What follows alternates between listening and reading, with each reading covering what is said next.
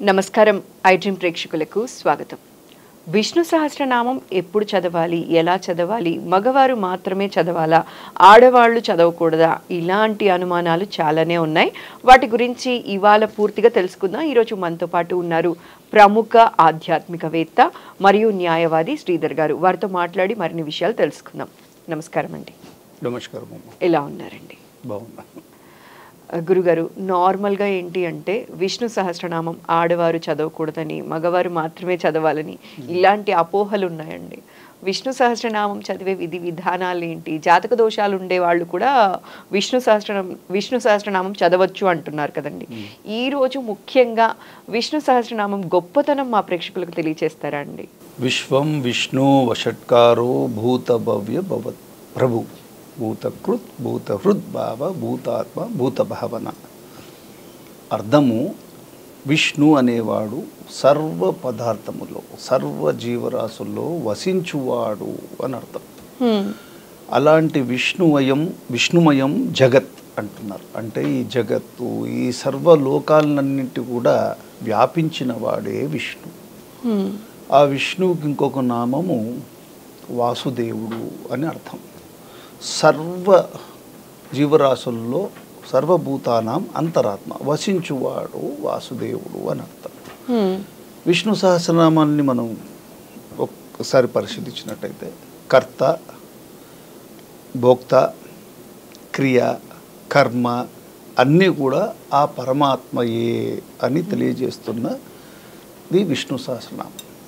చెప్పిన వారు దీని యొక్క విష్ణు సహస్రనామాన్ని ప్రపంచానికి అందించిన వారు ఎవరు? సాక్షాత్ భీష్మ పితామహుడు. అంపశయ్య మీద ఉన్నప్పుడు ధర్మరాజుకి ఈ విష్ణు సహస్రనామం ద్వారా అనేక ధర్మశాస్త్రాలు అతడు తెలియజేస్తాడు. వైశంపాయన, వ్యాస భగవానుడు, శుకయోగీంద్రులు వారు, శ్రీకృష్ణ పరమాత్మ, ఇంకా ఎందరెందరో మహర్షులు, దేవర్షులు వచ్చినప్పుడు ధర్మరాజుని ఒక ప్రేరేపణ చేస్తాడు శ్రీకృష్ణ పరమాత్మ. ఆయన జ్ఞాననిధి, భక్తుడు అయిన భీష్ముడి దగ్గర నుంచి మీరు విషయాలు తెలుసుకోవాలన్నప్పుడు పరమాత్మ స్వరూపం ఎలా ఉంటుంది అని చెప్పి భీష్ముడు అలవోకగా శ్రీకృష్ణ పరమాత్మను చూసి పులకరించి యాని నామాని గౌనాని ఋషిభీ పరిగీతాని అని వస్తుంది ఒక పదం. అంటే మొత్తం ఎందరెందరో మహర్షులు ఆ భగవంతుని ధ్యానించి అనుభవించిన సారాన్ని, ఒక్కొక్క ఋషి ఒక్కొక్క పదజాలాన్ని చెప్పిన పదాన్ని కూర్పు చేసి సహస్రనామాలుగా భీష్మ పితామహుడు శ్రీకృష్ణుడు సమక్షంలో చెప్పి ఒప్పించి మెప్పించిందే విష్ణు సహస్రనామం. కాబట్టి విష్ణు సహస్రనామంలో దానికి ఎన్నో విధాలుగా ఒక ధ్యానమని, ఒక ధ్యేయం, ఒక మంత్రస్వరూపం మనకిచ్చిన వాడు వేదవ్యాస మహర్షి, భగవాన్ ఋషి వేదవ్యాస అంటారు. మంత్రం ఈ విష్ణు సహస్రనామం అనే మంత్రం. ఎవరి మీద మనం దృష్టి పెట్టాలి? దేవకీ నందుడైన శ్రీకృష్ణ పరమాత్మ మీద దృష్టిని సారించండి. ఎక్కడ పెట్టాలి? నీ భక్తి రసాన్నంతా కూడా హృదయ చక్రం నుంచి ఆజ్ఞచక్రం వరకు దృష్టిని సారించి అక్కడ నుంచి నువ్వు వెళ్ళవలసిన ఆ భావజాలం సహస్రారానికి వెళ్ళి మొత్తం విశ్వమంతా కూడా విష్ణువే అని మనసును కేంద్రీకరించి చూడడమే విష్ణు సహస్రనామం యొక్క పరమ ఉద్దేశం. అలాగే ఎన్నో పదాలు, అంటే ఒక్కొక్క సృష్టి, స్థితి, లయకు సంబంధించిన పదాలు ఉన్నాయి. పరమాత్మ జ్యోతిస్వరూపుడు అని, ఆదిత్యుడని పదాలు ఉన్నాయి.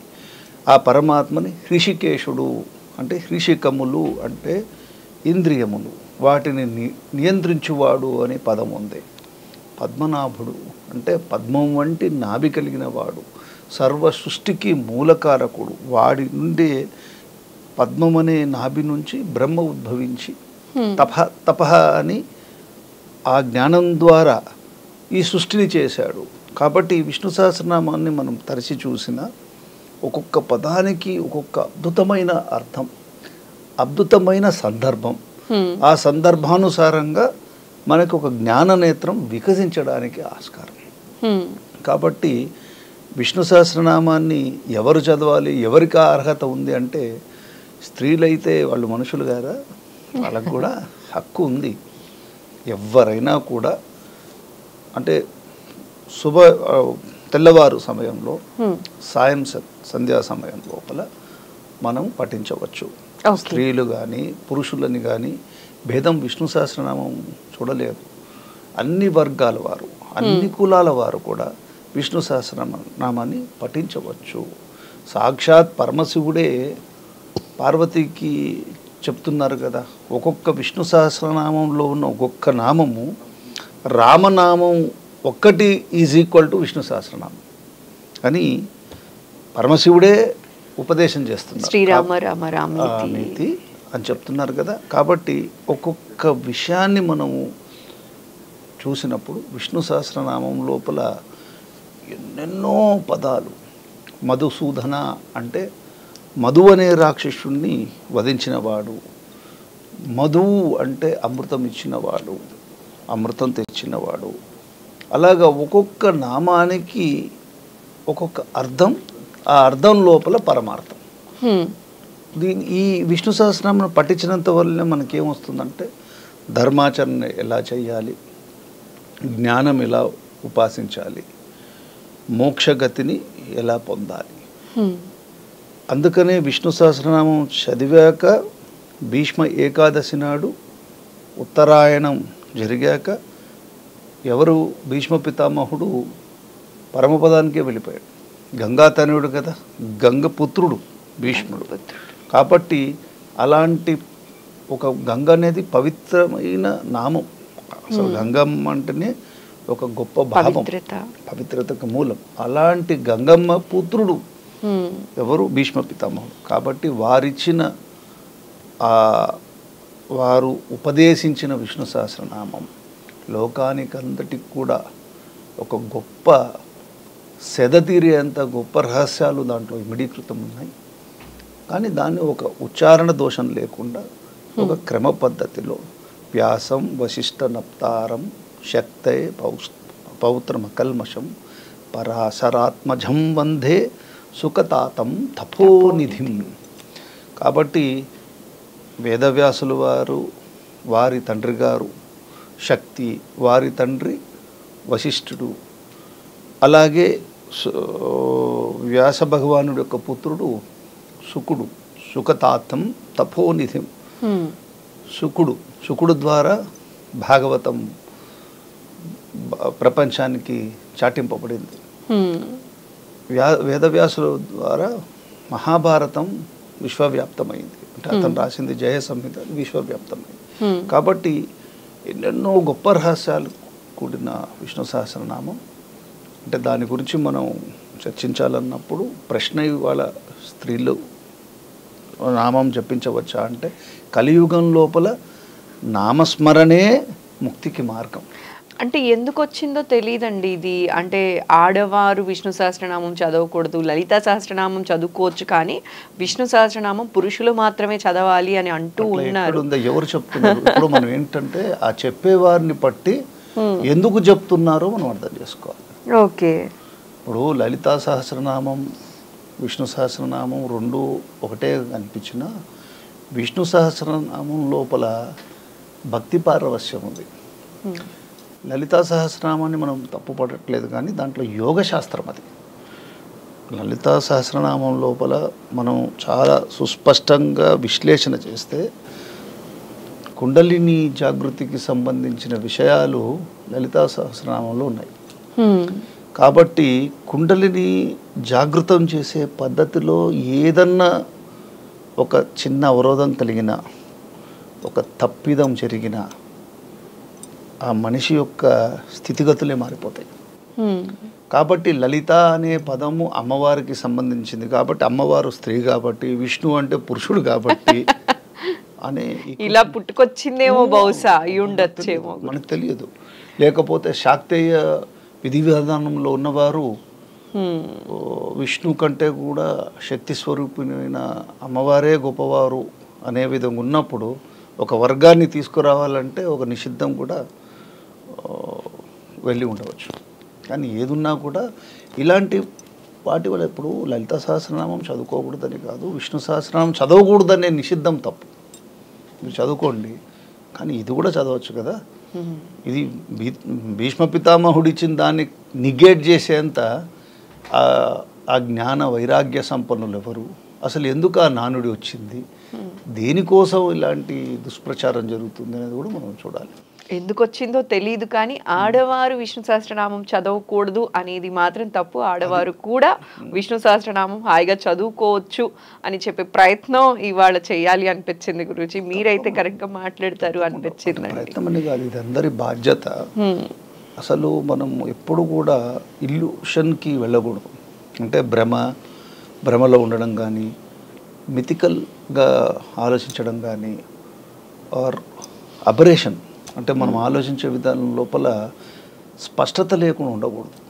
ఎవరైనా చెప్పారు అన్నప్పుడు చెప్పిన వారెవరు, ఏ పర్పస్ గురించి చెప్పారు, దేని గురించి చెప్పారు, ఆ చెప్పినవాడు ఇంకోటి కూడా ఉండొచ్చు. ఇలాంటి చదవకూడదని చెప్పి ఈ మధ్య అన్యమతస్తులు కూడా కొందరు ఇక్కడి నుంచి అటు కన్వర్ట్ అయ్యి అన్యమతస్తుల యొక్క సంఖ్యను పెంచడానికి కూడా ఇలాంటి దుష్ప్రచారాలు చేస్తున్నారని మాకు వస్తున్న సమాచారం. చాలా స్పష్టంగా సర్వసాధారణంగా మన సనాతన ధర్మ నామాల్లో ఉంటాయి వాళ్ళకి, కానీ వాళ్ళకున్న భావజాలం మాత్రము యాంటీ సనాతన ధర్మము, యాంటీ అంటే వ్యతిరేక్తంగా భావజాలం ఉండి ఇలాంటి ముసుగులో కూడా చేసే అవకాశం ఉంటుంది. కాబట్టి గొప్ప అసలు మనిషి జీవితాన్ని సంస్కరించాలి అంటే, వారు మంచి ఆనందం పొందాలి అంటే వనమాలి గదీశాంకి శంకి చక్రీ చందకి శ్రీమాన్ నారాయణో విష్ణుర్ వాసుదేవో అభిరక్షతు. సర్వులను రక్షించువాడు శంఖ చక్ర గదాధారి అయ్యి వనమాల అనేది ప్రకృతికి సంబంధించింది. శంఖ చక్రములు అనేటి వాడి యొక్క రక్షణ కార్యక్రమం.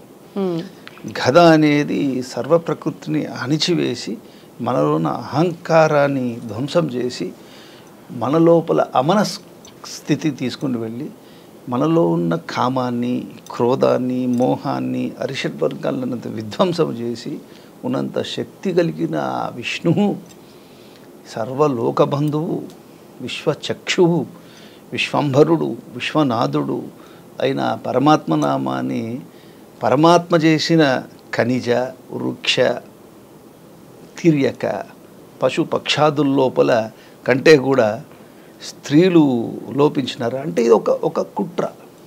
ఏంటంటే సనాతన ధర్మంలో ఇలా స్త్రీలకు స్థానం లేదు అనగానే, స్త్రీలు కొంచెం సున్నిత మనస్కులు కదా, వారు అలా అనగానే వారు అన్నారంట, ఎందుకన్నారు ఏమిటి అనేది ఆలోచించకుండా ఇక్కడ సనాతన ధర్మమను ధర్మసింధు గ్రంథంలో ఉందను, ధర్మసింధువో ఇతర గ్రంథాల్లో ఉందనే విషయాలను విశ్లేషించకుండా, అన్వేషించకుండా, పరిశీలించకుండా, ఎవరు చెప్పకుండా, మీలాంటి వారు అడగకుండా ఏమవుతుంది, అట్లీస్ట్ అడగటం వల్ల తెలుస్తుందేమో అని గురించి. ఎందుకంటే నాకు తెలిసిన వాళ్ళే, మా ఇంట్లో వాళ్ళే కొందరు చదవరు.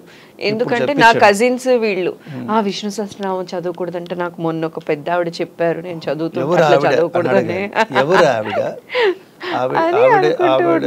ఏ లోతుల్లో ఉన్నారు, ఎన్ని వేద విషయాలు. ఇప్పుడు ఏదో గురువుగారు అని మీరు అంటున్నారు, సర్వం తెలిసినట్టు కాదు కదా.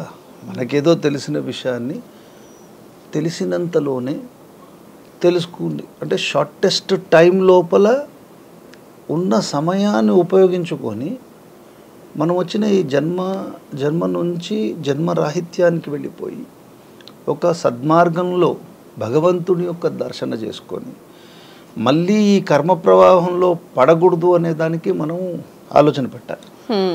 పెద్దలు, పూర్వీకులు, సాంప్రదాయ నిష్ఠా పరంపర కలిగిన వారు అందరూ కూడా ఇది చేయవలసిన పని అంటే కాదు అని చెప్తున్నారు అంటే ఎవరు వారు అనేది ఐడెంటిఫై కావాలి. ట్రూ. అది ఐడెంటిఫై అయిపోయి పలానా వారు చెప్పారు, ఒక అమ్మగారు చెప్పారు, సరే వారి వ్యక్తిగతంగా శ్రీమాత్రే నమః అని లలితా దేవి మీద అఖండమైన మర్యాద ఉండవచ్చు, తప్పు లేదు. కానీ నిషిద్ధాన్ని వీరు క్రియేట్ చేయకూడదు. ఏ ఋషి పరంపర, వేదవ్యాసుడు లాంటి భగవానుడే, వేదవ్యాస భగవానో ఋషి, వేదవ్యాసుడు లాంటి ఋషి నిషిద్ధం చేయనప్పుడు స్త్రీలకి నిషిద్ధం అని చెప్పి ఈ వ్యాస అంటే అభినవ వ్యాస మంజరి ఎవరు? కాబట్టి ఇట్ షుడ్ బి క్లారిఫైడ్. అందుకనే శాస్త్రీయంగా శాస్త్రపరంగా అన్వేషణ చేయాలి. లేకపోతే గూగుల్ తల్లి ఉంది, లేదా ఎవరో చెప్పిన విషయాలు ఉండొచ్చు. జిజ్ఞాస రావాలి. క్లారిటీ చేసుకోకుండా how you can accept just like that. నిజంగా అమ్మవారి ఉపాసకులు ఎవరు ఇట్లా ప్రచారం చేయట్లేదండి. ఈ సగం సగం నాలెడ్జ్ ఉన్న వాళ్ళు మాత్రమే ఇట్లా చేయటం వల్ల మిగతా వాళ్ళు భయపడిపోతారు. భయపడడం అంటే ఏమిటి? ఇప్పుడు ద్వేషభావం కదా. ఇప్పుడు అమ్మవారు శాక్తేయం, వైష్ణవం తెలియకుండానే ఒక టైప్ ఆఫ్ గొడవ, ఒక డిఫరెన్స్ ఆఫ్ ఒపీనియన్ వచ్చేస్తుంది కదా. అంటే ఈ టైంలో ఈ మాట అడుగుతున్నానని ఏమనుకోకండి, ఇప్పటికీ కూడా అలాంటివి ఉన్నాయంటారా? ఎప్పటికీ ఉంటాయి. ఉన్నాయండి. స్పర్ధాయ వర్ధతే విద్య అన్నట్టు ఎవరైనా కూడా truth is on a different dimension. ఒక్కొక్క లెవెల్ లోపల ఒక్కొక్క విషయాన్ని తెలుసుకుంటూ గొప్పదైన సత్యాన్ని మనం కనుక్కుంటాం. కాబట్టి ఎవరి యొక్క మానసిక పరిపక్వత వల్ల, వాళ్ళ యొక్క పూర్వజన్మ సంస్కారం వల్ల, వారు ఎన్నుకున్న ఉపాసన మార్గం వల్ల వారికి నచ్చిన దేవతారాధన చేస్తారు. దాంట్లో తప్పు లేదు. అది ఒక్కొక్క స్టేజ్ తర్వాత మనం చేసేది సరైనదా కాదా అనేది కొన్ని జన్మ పరంపరల తర్వాత నిజాలు ఏంటో తెలుస్తుంది. ఇప్పుడు శాక్తేయులు ఉన్నారనుకోండి, శాక్తేయం లోపల అమ్మనే శక్తి వల్లనే ప్రపంచమంతా ఉద్భవం జరిగింది అంటుంది. మరి వేదమేమో ఇంకోలా చెప్తుంది. మరి వేదం చెప్పింది సమంజసమా, శక్తి ఉపాసకులు చెప్పింది సరి అయిందని మనం నిర్ణయించలేము. ఎవరి మనసుకి ఇప్పుడు మీకు నచ్చింది అనుకోండి, మీరు స్త్రీ రూపంలో ఉన్నారు, మీకు ఆల్రెడీ మీరు లలిత భగవానుని అమ్మవారి స్వరూపం అని మీకు చెప్పేశారు. చెప్పినాక మీరు నచ్చదు, వేరే ఏదైనా ఉపాసన చేయమన్నా మీ మనసు ఒప్పుకోదు. ఎందుకు ఒప్పుకోదంటే మీకు ఆల్రెడీ మీ మైండ్లో ఒక స్పష్టతకు వచ్చేసారు. ఏమని? అసలు విశ్వాన్నంతా సృష్టించింది అమ్మవారే అని. కానీ వైష్ణవం ఏం చెప్తుంది? ఈ సర్వ సృష్టికి మూల బీజము నాభిలో నుంచి బ్రహ్మ ఉద్భవించినాడు అని ఒక పరమపదం ఉందని సాక్షాత్తు శ్రీకృష్ణ పరమాత్మనే భగవద్గీతలో సుస్పష్టంగా చెప్పేశాడు. అసలు పరంపదం ఎక్కడుందని చెప్పారు, ఎలా ఉందన్నారు. మరి అప్పుడు ఈ మొత్తం ఇచ్చిన ఈ వాంగ్మయం అంతా కూడా ఈ ఉపాసనలో వెళ్ళినప్పుడు ఇది కరెక్టా రాంగ్ అనేది ఎవరి మనసుకి నచ్చినట్టు వారు తెలుసుకోవాల్సింది. కొందరు అమ్మవారే కృష్ణుడని, కృష్ణుడే అమ్మవారని, అది వారి యొక్క లెవెల్ ఆఫ్ పరిపక్వత. అది ఎవరు ఏమైతే ఏముంది, మనకు కావాల్సింది ఏంటంటే జ్ఞానం వస్తుందా, మనం చేసే ఉపాసన సరైనదా, మన లోపల పరివర్తన వచ్చిందా. అంటే మనిషి పుట్టిన వాడందరూ కూడా జంతు స్వరూపంలో పుడతాడు. జంతువుకి మనిషికి ఉన్న తేడా ఏంటంటే విద్యావిహీన పశుభీ సమాన అంటున్నారు. విద్యాగంధం లేనివాడు పశువుతోని సమానం అన్నారు. ఈ పశు ప్రవృత్తి మనలో ఉన్నదాన్ని అణచడానికే కదా ఇన్ని ఆచారాలు, ఇన్ని సాంప్రదాయాలు, ఇన్ని సంస్కృతులు, ఇన్ని పూజలు, ఇన్ని పునస్కారాలు, ఇన్ని యజ్ఞ యాగాదులు, హోమాలు, అన్నిటి కూడా వాటికున్న విలువను మనం ఇచ్చినప్పుడు, వాటిని ఏ పద్ధతిలో మనం పఠించాలి, ఏ శ్రద్ధతో ఉండాలి, ఏ దీక్షలో మనం ఆ దృష్టిని సారించాలి, ఏం చేస్తే భగవద్ దర్శనం అవుతుంది అనే భావజాలం ముఖ్యం. కాబట్టి ఈ భయాలు అక్కర్లేదు, అవసరం లేదు. అసలు అనవసరమైన భయం. Just locate the problem, identify who is spreading this, for what purpose they are spreading it, వాళ్ళకు వచ్చే అల్టిమేట్ బెనిఫిట్ ఏంటి అనేది ఆలోచిస్తే ఇలాంటి మీ స్నేహితులు లాంటి వారు కొంచెం మారుతారు. మారాలి. మారకపోతే వాళ్ళ ఏదో ఒక రోజు ఏదో ఒక సమయంలో నేచర్ విల్ టీచ్. ఇక్కడ ఏం కాంపిటీషన్ లేదు కదా దేవుళ్ళ మధ్యలో.